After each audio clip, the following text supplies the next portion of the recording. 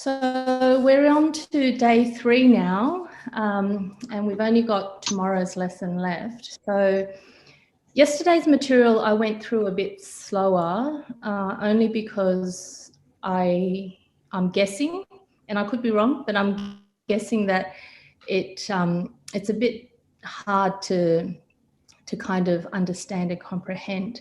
So that also means I've actually got quite a lot of material left. Today I might be going a little bit faster. If you have any questions, I'll try and leave about 10 minutes at the end to cover them. So we'll begin with a short review of yesterday's talk. So as you can see, this is the program for these 4 lessons, and we've done the theories, and I think that that bit shouldn't have been too much of a problem. And then we moved on to the flow of life, and we began exploring existence of the mind and body. And we looked at our existence in terms of the mind and body, because when we talk about life, remember, we're referring to sentient beings. And so we want to, in these teachings, we want to first look at what essentially comprises of existence or life as we know it. So we're looking at ourselves. And in Buddhism, we're normally taught that each sentient being is comprised of the 5 aggregates, or it's sometimes presented in terms of having the sense consciousness, the sense organs, and the sense objects. So these are ways to help us look at the body and the mind together that makes up sentient beings. So, but we need to understand that sometimes when we're taught about looking at our body and mind in such a dissected way, we can fall into the inclination towards materialist thinking. And so we need to remember that existence is not merely just the presence of a mind or a body. Rather, it's the coming together of both in such a way that it becomes merged with life and it manifests a life cycle. So when the causes and conditions arise, a body and mind, or the consciousness, sometimes mind and consciousness are used synonymously. When the conditions arise, a body and mind come together and manifest as a sentient life form. And in each life, the body and the mind is continually changing. And from life to life, the body and mind continues to change. So this is to try and help us understand that nothing is permanent and there is no fixed soul, or the Atman, as the ancient Indians tend to refer to. So in a way, if you're looking at it in terms of counteracting, this teaching is to counteract our tendency, perhaps, to fixate on the fact there must be something permanent. And when we're looking at the body and mind and its constant changes that it goes through, it's trying to help us jump out of that way of thinking that there must be something fixed, even though all these other things are changing. Now, it is in this way that the Buddha teaches us about cyclic existence, to help us understand a bit more how we manifest as sentient beings and how we move from life to life. So the teachings are trying to show us basically what cyclic existence comprises of, as well as the outcomes of cyclic existence. And when we look at this, we always need to incorporate the theories on karma and dependent co-arising as well. We'll look at this later in tomorrow's material. So in the material sense, the body has, a sentient being has a body and a mind. But again, we need to stress that we shouldn't fall into the stream of thought that aligns with materialism when we investigate the body and mind while trying to understand cyclic existence. So for materialist, remember the definition, they tend to view matter as the only thing that exists because that's what they can see and feel. It's tangible to them. And in contrast, they actually think that the stream of consciousness arises with life. The stream of consciousness is actually produced by matter and cannot exist independent of matter. And so they think that with death of the physical body, when matter breaks up, consciousness also dies with it. And so for them, it's like an absolute end. However, according to Buddhism, matter is constantly forming and breaking up. So we sometimes refer to it as rising and falling, or arising and ceasing. But when we talk about breaking up or cessation, it's not a total annihilation such that nothing is left. Rather, this cessation refers to a change in way that matter exists or appears or manifests. So all material manifestations are in a constant process of forming and decaying and forming and breaking up. So whether it is the formation of matter, or if you want to think of it as the transformation of matter between matter and energy, one should know that matter is not destroyed. So the consciousness of sentient beings is not produced by matter, as materialist thinking would say. However, the consciousness relies on matter to manifest its functions. However, consciousness also is not fixed. Like matter that is constantly forming and changing, the consciousness is also changing with causes and conditions. So it's definitely not fixed, like the notion of a soul. Now, when people die, the physiological functions of the body break down.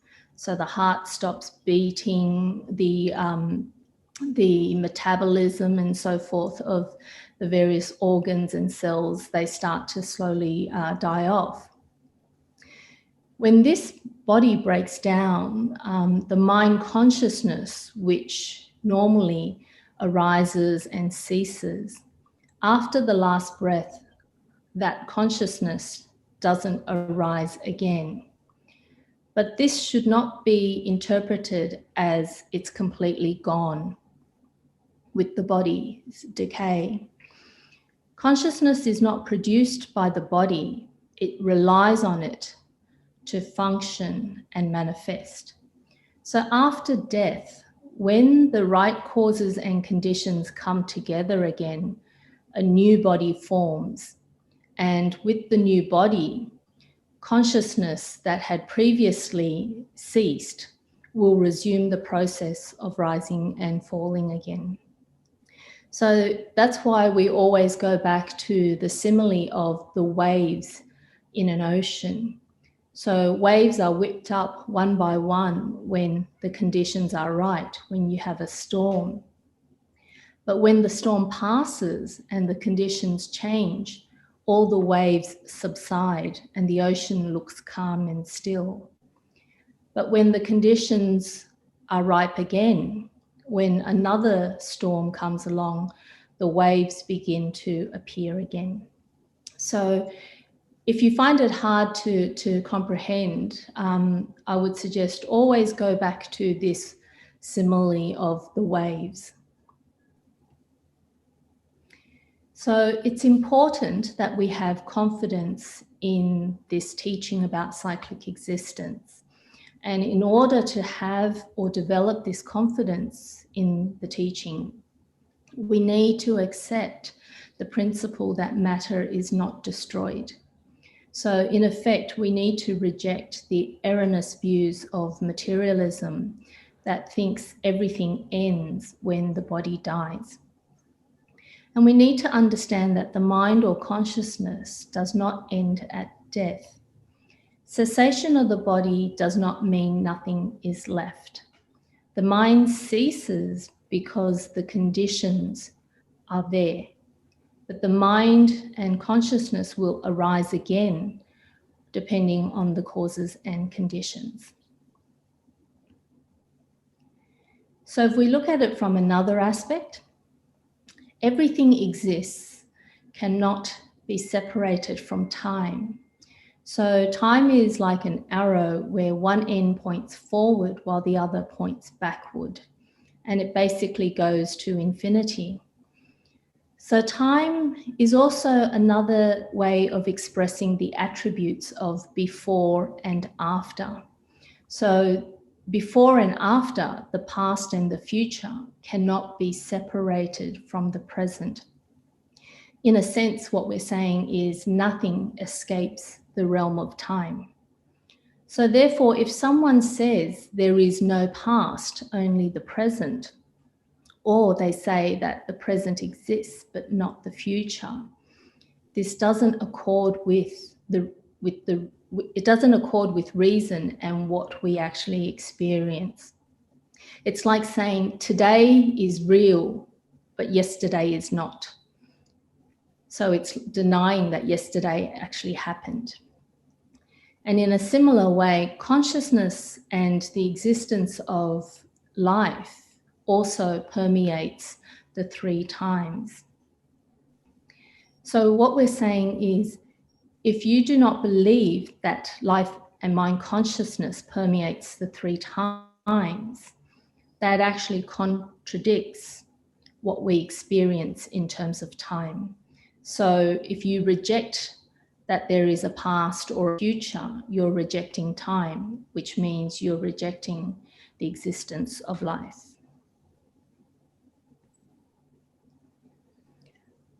Now, after looking at the various topics from day 1 to day 2, you might be thinking, because it's all quite theoretical, you might be thinking, what does it mean? And why do we need to have this correct view about the cyclic existence that we are caught in?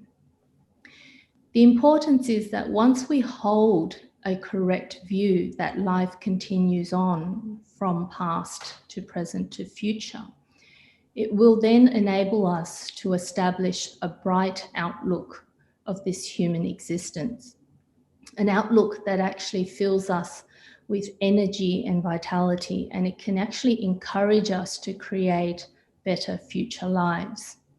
Now, you may think this sometimes is contradictory to, life is suffering. The Buddha said, first noble truth, life is suffering. But if we understand cyclic existence and believe in it, and we also practice the Buddha's teachings, we can actually use cyclic existence for a positive outcome, which is ultimately liberation and Buddhahood, as opposed to just wallowing in the fact that there is suffering in life. So in the worldly sense, when we talk about cause and effect, most people do accept it. And we see this in many fields of life. So the scientists now are trying to look for the cause of COVID. Detectives are looking for the cause of a crime. A chef will always be looking at the cause of their failed recipe. And I'm sure you all have also sought the cause of health issues in the past. So this type of cause and effect is actually generally accepted in the worldly sense. The principle of cause and effect that the Buddha Dharma refers to is mainly about how the past will bring forth the future. So this principle of cause and effect is one where our actions, our karma of the past, will influence the outcomes in the future. So for example, our behavior at home, what we say or do, whether it is correct or incorrect, this will directly have an effect on the family.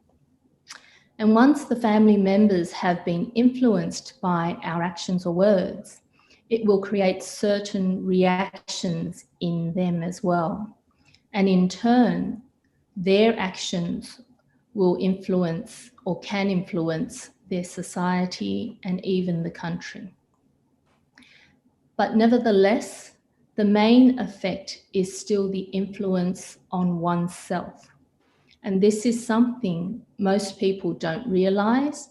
And this is something that when we learn about karma, some people tend to overlook. So I hope you do remember a bit more about the teachings on karma from last year. When we were talking about karma, and we've mentioned it in these talks this year as well, there is the important factor of karmic force. So karma is the action we do, and this activity can be physical, verbal, or mental. But once that action is carried out, it produces a karmic force, and that force is latent. So it's a potential waiting to happen. And depending on the action, the intention, and the outcome of that particular karma, the karmic force created can be strong, mild, or weak. And it can also contain the qualities of either being positive and wholesome, negative, unwholesome, or neutral. Now, this karmic force will produce future outcomes and results when the conditions arise. So this is the cause and effect that the Buddha Dharma is talking about. So generally, we do know that our every action has some external effect on others, but what we don't realize is that it also has a very profound effect on us internally. So an example is like, the Defense Force, and it's probably very clear for you all in the US with your very large military presence around the world. When the defense force of a country carries out a particular directive, that mission doesn't just affect the international community. It actually does have a very strong effect on the country itself. So similarly, the matters of a family can influence society and country, but the greatest influence is on the family itself. And so when we bring this down to each individual sentient being, and in this case, we're talking more so about human beings, each person's speech and actions, although it affects their family, society, and country, the greatest effect is on themselves. So please remember this. The actions or speech carried out, whether good or bad, are all initiated by the mind. So that means the activity of the mind, the mental activities we undertake, bring forth activities of the body and speech. And at the point when we produce effect on others, there is also the creation of an effect on the body and mind itself. So this is what we normally call the karmic force. And this latent force becomes the causes and conditions for future results. When we start to contemplate on this and we deeply understand and believe that our own actions of both body and mind creates an influential force on ourselves, then we can slowly begin to understand and have confidence in the origin of the force that brings forth future lives. So when the mind consciousness engages in defiled activities, those activities will affect us and we will bear the future results. When death comes, it doesn't mean everything is finished. We still have to take responsibility for all the wholesome and unwholesome karmic forces that have yet to be exhausted. So if we deny that life continues on from one to the next, then in essence, the moral principle of being responsible for our own actions has no basis at all. So for some people, this is a very convenient excuse to do as they please, and they don't want to bear any responsibility. For others, if you reject this idea of cyclic existence and karma, then there'll be a lot of problems in terms of fairness. So something that most people do try to reflect on, and it's something as practitioners we should seriously ponder, is to reflect on this notion of moving from a past life to a future life. When we think about it, do we really wish that there is no future life? Or do we really hope that death is the end of everything? It's all over. When we think about long-term separation, and death is the epitome of long-term separation, it's really unavoidable. We will experience a void and a hopeless kind of sadness when we think that we will be separated forever. And everyone actually has a longing for life, and they want this life to continue on. So even if one thinks that at death it's the end of everything, it'll solve all their problems, their inner mind, their subconscious mind, or what we talked about yesterday, the subtle mind consciousness, does not actually think in this way. So for the young and healthy, they actually pay very little attention to death. And the thought that they will die is practically impossible. So if you think about when you were young, in your early teens and 20s and maybe 30s, you think that you're invincible, you can do anything. But ironically, even though rationally we know everyone dies and we will die one day, we actually don't think it will happen to us, particularly while we're young and healthy. But when we are actually hit in the face with the notion you're terminally ill, or you're in a terrible accident, and you think, oh my God, I'm going to die, the signs of longing for life will actually start to arise and become even stronger. So when you see people that are gravely sick and ill, sometimes they'll constantly ask, has the sun come up yet? To see if they've earned another day. Some people actually mark each day with a marble or some sort of object, and then they can count how many days they have survived. Some people even go to the extreme lengths of trying out many new medicines and alternative medicines, all for the sake of hoping that they can find something to cure them. So our innate and our deep craving for life is actually very strong. And the Buddha Dharma says that sentient beings have this craving for life, and this craving is greater than anything else in the world. And when this present life is knocking at death's door, sentient beings will experience immense fear and grief, especially for those who have committed evil deeds. So when the point comes and they know that life cannot be sustained, they will then turn that craving towards a future existence. It's like knowing this current situation is definitely hopeless. I can't sustain this body anymore. And what happens is that focus of the craving moves towards the longing for a future existence. And so therefore, the notion that sentient beings will continue into the future and death is not the end of everything, it's actually a common feeling among humans and sentient beings. And this craving for existence is universal. And we see this actually in the various religious beliefs that are taught.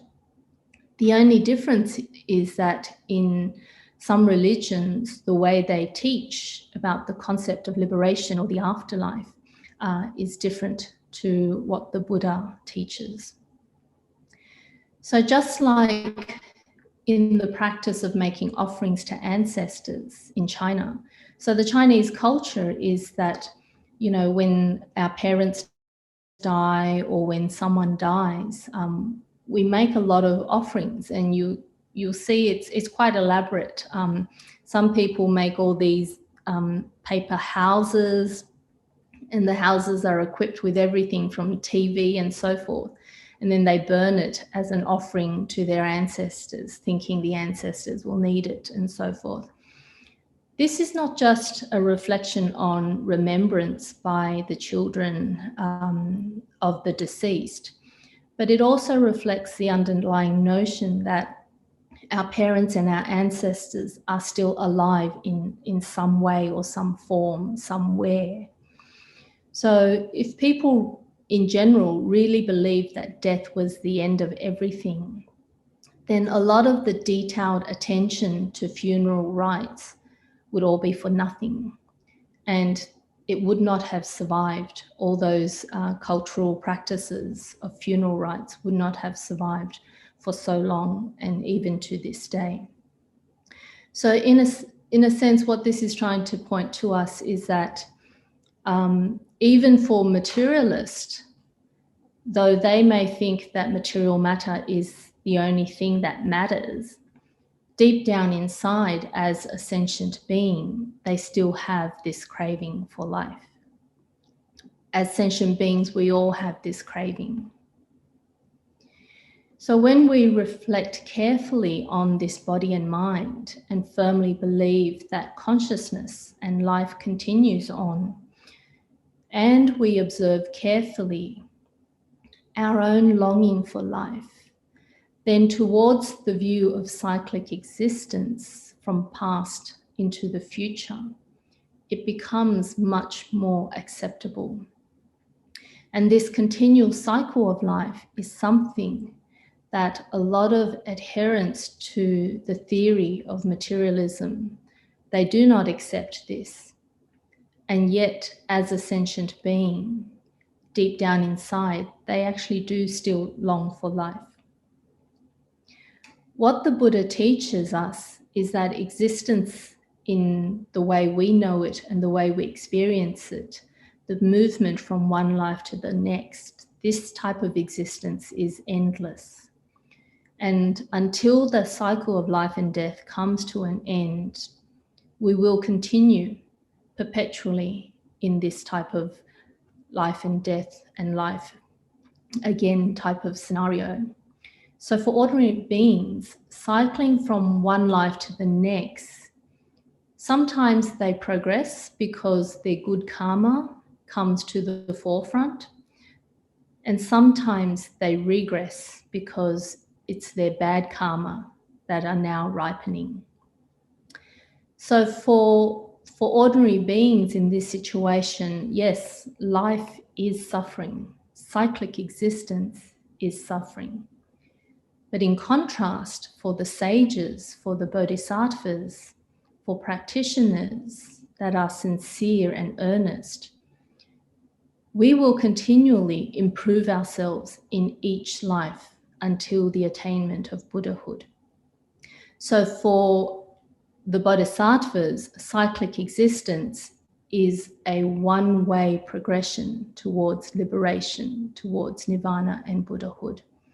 So it's not all bad news.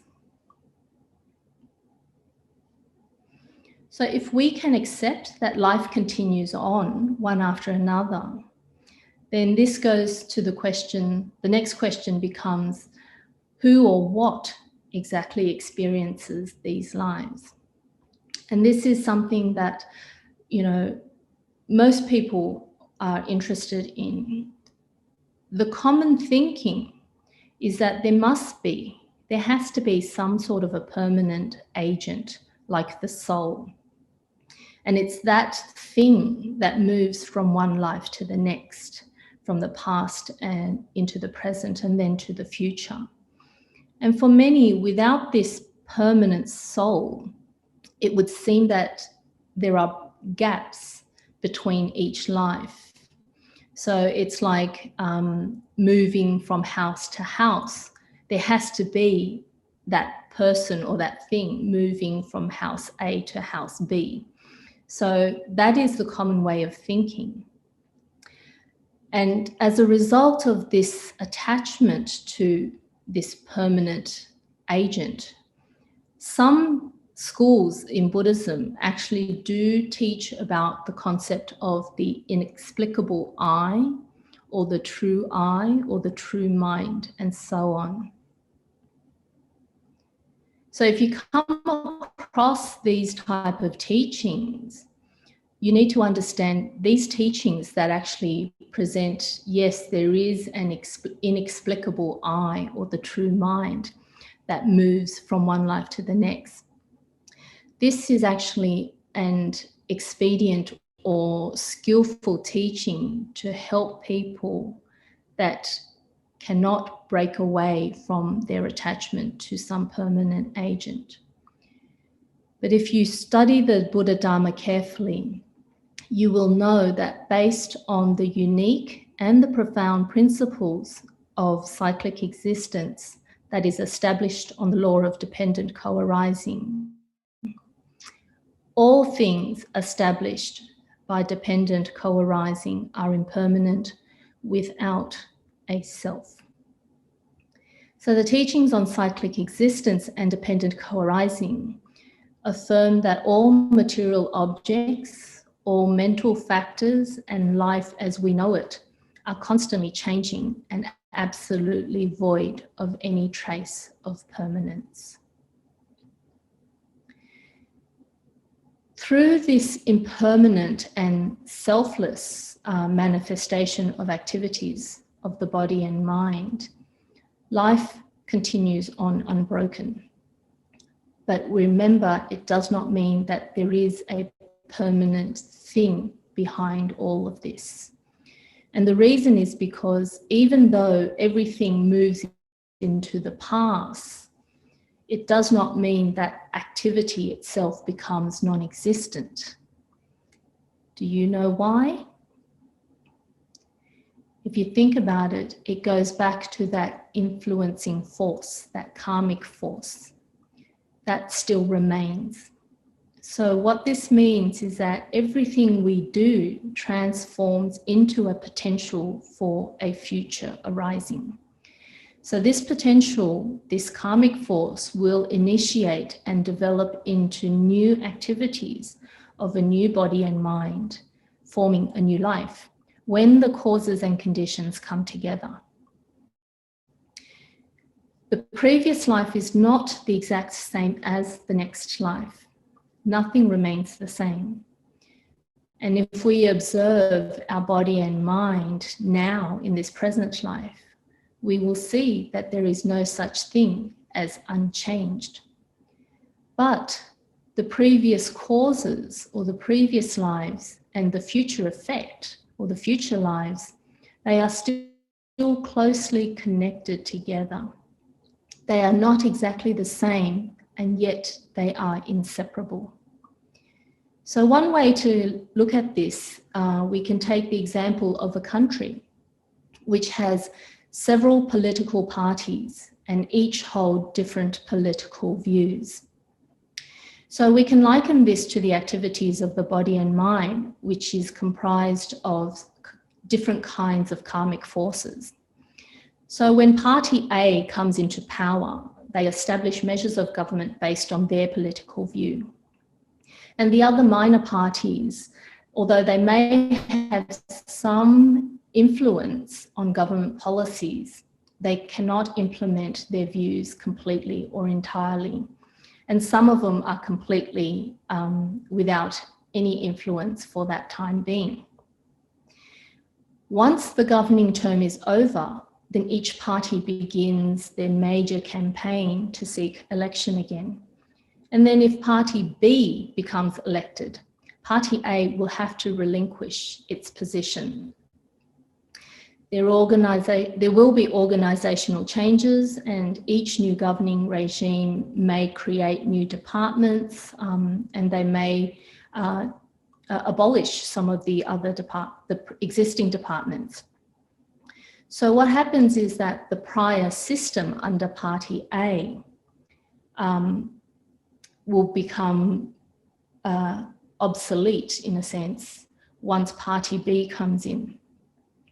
However, it doesn't mean that the prior system and the new system are completely unrelated. They still have an effect. So the contents once the new government comes in, the contents of the governing system may change, and there could be significant changes. And you can look at your own system from moving from the Trump to the Biden administration. But as you transition from one government to the other, the actions of the previous government still has an impact on the new government. And even though there is a significant change, you have a new government, in the end, it is still the United States of America. It is still that same country. So the country continues on, even though the governing parties have changed. So this is one way this identity of I continues on, even though we have a different body and mind because of the different karmic forces that become dominant. So the Buddha Dharma's continual cycle of life does not have a permanent thing, a permanent soul that lies behind it. Instead, everything is in a constant state of change. And it is just that when certain groups of karmic forces are stronger, then the corresponding body and mind that is manifested will have certain traits and characteristics, while the other karmic forces temporarily become inactive or remain latent. But once this dominant karmic force is exhausted, this marks the end of one lifetime. And among the many complex karmic forces still remaining, a new group of karmic forces will come to be dominant, and a new body and mind will manifest. And of course, this marks the beginning of a new life. So because we have wholesome and unwholesome karmic forces, these will create the differences of regression to the lower realms or progression to the human and heavenly realms, as well as all the differences we see in life.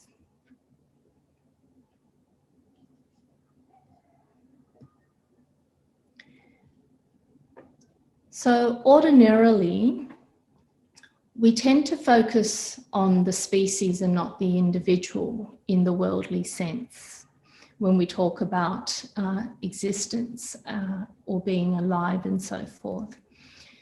And the individual only becomes important when the fear of their extinction arises. So like with many animals in the world, there is no effort to protect them unless they are on the endangered list. And indeed, sometimes because their numbers can actually grow to beyond management, or they become a real nuisance, they're actually hunted or killed or culled. So we have this in Australia. The kangaroos are in numbers that, sometimes outstrip a lot of what the farmers can handle.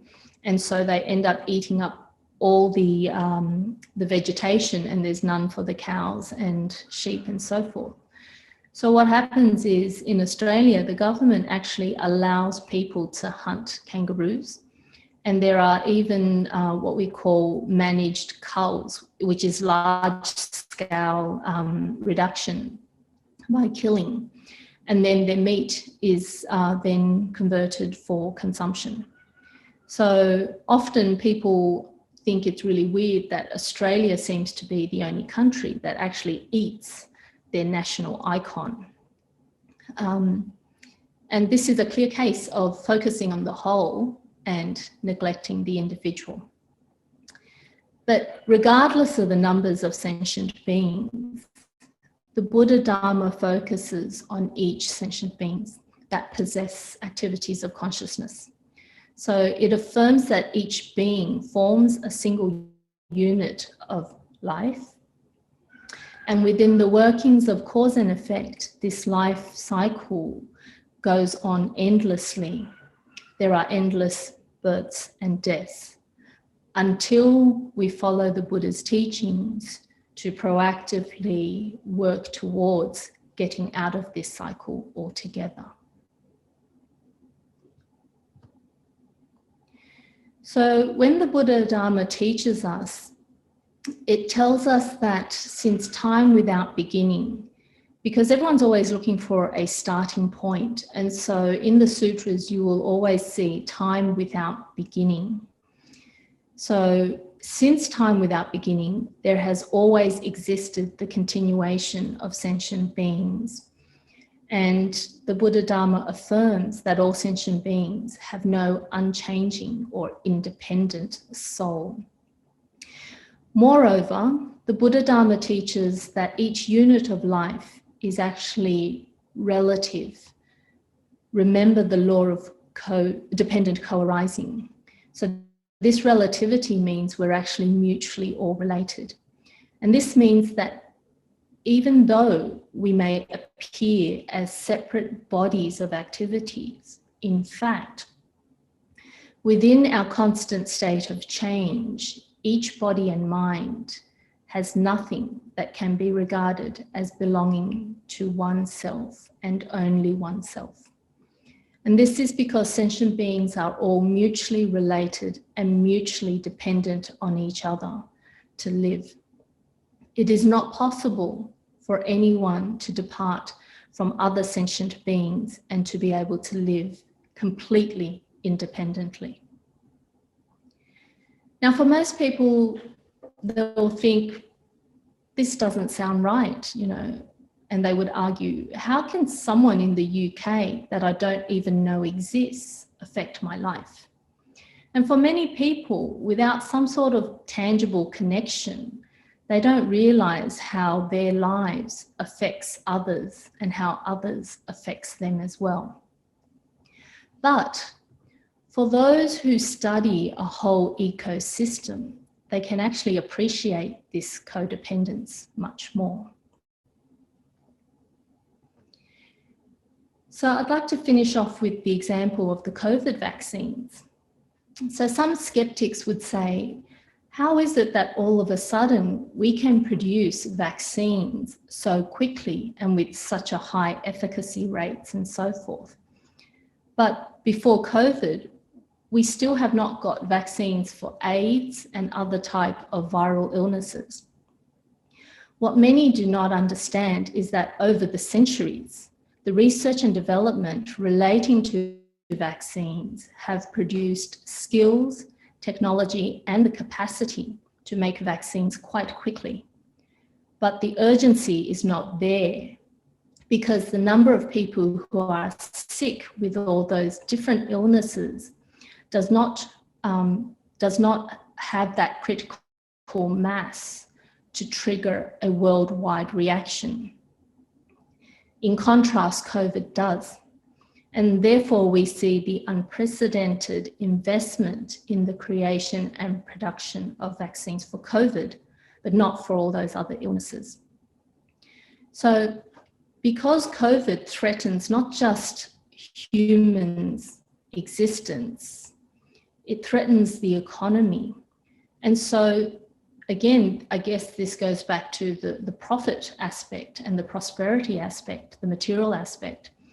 Governments and even private enterprise are willing to invest in the creation of COVID vaccines. So actually, for us, we are now benefiting from the work someone and some people have done over centuries ago. We have never met them, and we probably don't even know that they existed. But what they have done affects us today. And if we reflect more on the way COVID is affecting us, it should actually open our eyes as to just how codependent we are on each other. So I think this would be a good time to end for today's lesson. Tomorrow we will wrap up on the interconnection of life and then go on to look at life's transformation. So we've got a few minutes now. Happy to take questions to help clarify certain things if there were parts that were not so clear.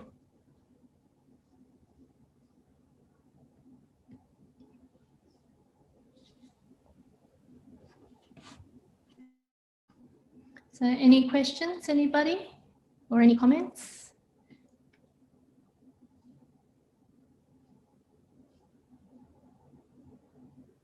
In our next lives, will we be interacting with people or sentient beings from private lives or prior lives? It could very well possibly be. When we talk about sentient beings moving from life to life, this mutual codependency also carries forward with it as well. So it's not like this life is finished, it's brand new and everything is brand new. Our past karmic connections with others also carries with us. So it could be that your current parents were your parents in some previous lives, or it could be they were your best buddies in some previous lives. It could also be they were your enemies in some previous lives as well. So sometimes you'll see this in terms of the parent-child relationship. Some parents have children that are absolutely filial, will listen to everything they say, looks after them very well. On the other hand, you have some parents, even though they dote on their children, they have very rebellious children. They have children that abuse them, that don't treat them with respect or sincerity. And you have to wonder, assuming that both sets of parents taught their children in a similar way, why is it that the relationship is so different? And in the Buddha's teachings, all of this goes back to their own past karmic connections, whether they have created a wholesome and a good connection or whether they've created a bad connection in the past. So what this means for us now is to, one more friend is better than one more enemy, because you don't know who they will be in your future life. So this goes back to karma again. You create good karma, you create good connections with others because you don't know when you have to pay back your debts and your bad karma. We can't change what we've done in the past, but we can mitigate that by reducing the conditions for our past bad karma to arise, by loading ourselves up with a lot of good karma and good karmic connections going forward.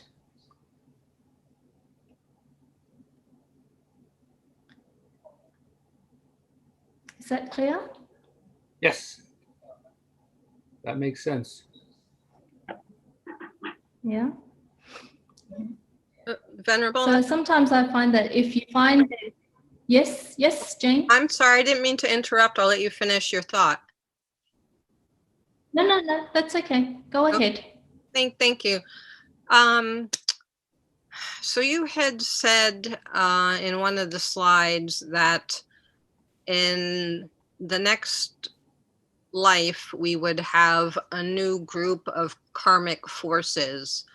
So I'm wondering exactly what that is. So of course, we're creating karma all the time, whether it's, negative, Yes. positive, neutral. And in this life, certainly some past actions would come to fruition based on, the karma that was carried into this life by our stream of consciousness. So when you say there would be a new group of karmic forces, are you talking about the karma that we've accumulated in this lifetime, plus other karma from, it could have been, multiple past lives ago that hasn't yet come to fruition?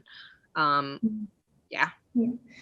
Yeah. So just to clarify, what that bit is referring to is really after we die, we need to know, or we need to have a way of understanding what determines our next form, the next life, in terms of whether we become, whether we're born in the animal realm, the heavenly realm. Say if we exclude all that and we know we'll be born as human again, then even with that, we need to understand, well, there will be a set of our past karma that then determines where we're born, in terms of, if you just look at all of us, some are born Asian, some are born European, some are born Native American. So you have those type of differences. And then you've got the physical differences in terms of your health, your physical strength. So all of this is, when we say a group of karmic force will then determine the next life, this is really referring to those karmic forces that have already been created and that can result in the way the body and mind appears in the next life. Is that clearer, Jane? Thank you. Yes, that makes sense. Thank you. Yeah.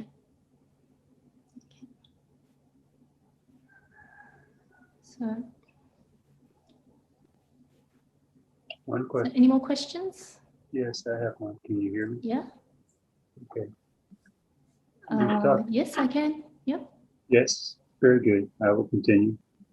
We've talked in this and other lectures about non-self and our selfless nature, and also discussion in this lecture about the stream of consciousness that travels from life to life. So what's the difference between self, non-self, and a consciousness that continues?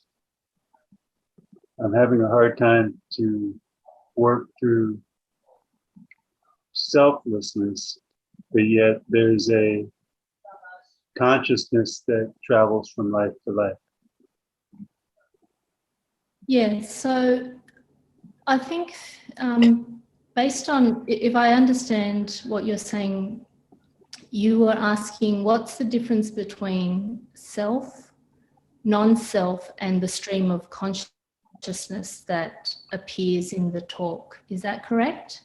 Yes, that's a good summary. Okay, so when we talk about self and non-self, this is really trying to address the issue of the common way of thinking, and also the ways that other religions have presented our existence as being possessing this self. So in Christianity, it'll be referred to as the soul. In some of the Indian religions, it's referred to as the Atman. And this self is taught as something that is permanent and fixed. Sometimes in terms of the Atman, it's taught as originally pure and free and with absolute control of itself.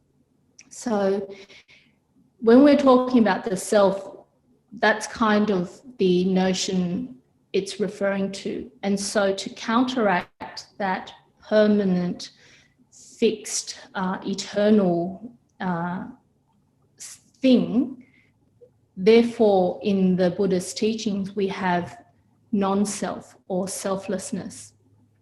And the reason why in Buddhism we say it's selfless, we don't have that existent soul in that particular way, is because everything arises from causes and conditions. The theory or the principle, the doctrine of dependent co-arising or dependent origination. And because the Buddha bases the arising of things due to causes and conditions, it negates, it refutes the existence of that permanent self or the permanent soul. And when we then refer to consciousness and the stream of consciousness, that sometimes people think of that as a permanent thing, and they say, isn't that just another name for the soul? What we're trying to say is we have these psychological activities. The consciousness does carry out activities, but that consciousness, again, is not permanent. It's constantly changing. So when we're talking about consciousness, it's referring to the mental activities that sentient beings engage in and how those mental activities then transpires into physical actions and words. Does that help clarify things? In two ways. One, you just mentioned about consciousness, but as I understand it, the consciousness is dependent upon having a body and a mind. And so it relies on the body and mind to manifest itself. So what we're saying is that with the body and mind, so for example, if we're really angry inside, the only way someone can know that we're angry is through our actions, or even if it's just through, our facial expressions. So the psychological activities, the consciousness requires the physical body in order to manifest itself. But it's not, it doesn't come alive because of that material or physical body. So there's some sort of, difference? there is some sort of consciousness that exists independent of the body, that is constantly changing, but yet if it's going from life to life, it has some form of eternal existence as well. Continuation, yes. Yeah. So there is that continuation, but it doesn't continue in the fixed and permanent way that most people understand. Conceptualize a soul. Yes. Okay. I understand. Yeah. Thank you. And I see the strong reminder on the screen about the need to end up the discussion. So thank you. Okay. All right. Thank you. I just think a lot of it. Okay, Larry. I think a lot of it, you can see what you're talking about through genetics, through the amount of time it's taken us to evolve to this point, that how things are carried on karmically you might even be able to see it through genetics. Okay, if anybody have question, let's say about the Buddha and finish the lectures, they can continue discussion because we have another class coming up. And all right. So if anybody have any more question, you can write on the chat and then I will refer to the teacher tomorrow. They will answer you. Okay? Larry? Okay.